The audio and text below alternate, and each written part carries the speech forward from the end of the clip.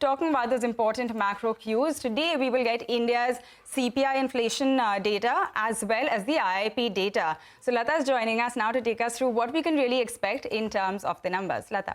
Yes, our poll threw up a number of 6% inflation for November, which is bad, considering that October it was 4.96 is also bad because it's the upper limit of the mandate given to Reserve Bank, which is 4% plus or minus 2%. So you're reaching the upper limit. But the point is the Reserve Bank had admitted that November and December are going to see high numbers. Did you see the year ago number? It was 5.88 on the chart. So per se, a 6% over last year's 5.9 is not looking good. It looks like a steady 6% growth.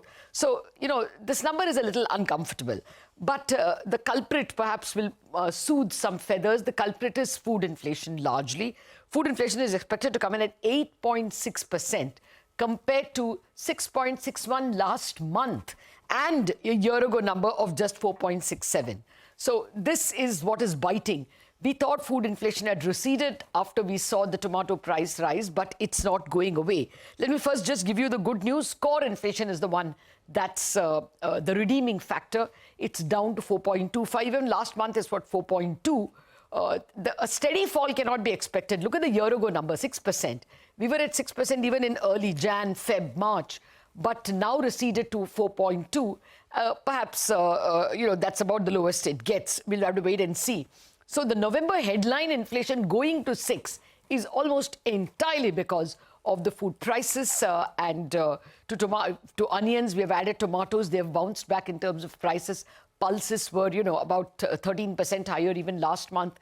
And cereals. Both these are heavy elements in the food basket. So that they are higher is obviously pushing the entire food basket. Today, we will have to see if the inflation number comes above 6. It would be bad for the bond markets. But the controlling number will be the CPI number that comes after the CPI number, which is the US number. That's expected to come, according to market estimates, at 3.1. 3.2 was in October and 3.7 in September. So if that trend is followed, it would be 2 months in a row that US CPI has fallen. That will greatly, you know, increase chances of, or at least hopes of a rate cut. But we will have to see. Will we be twice lucky? We have to wait and see. The other number, of course, is going to be the industrial output number. Our poll threw up a number of 10.5%. But don't be too exhilarated. Just look at the year ago number, minus 4.1. So basically, it just has to be 6% plus flat, and you will get a 10.5 number because the base is taking away minus 4. Those are the numbers we are waiting for at 5:30 p.m. today.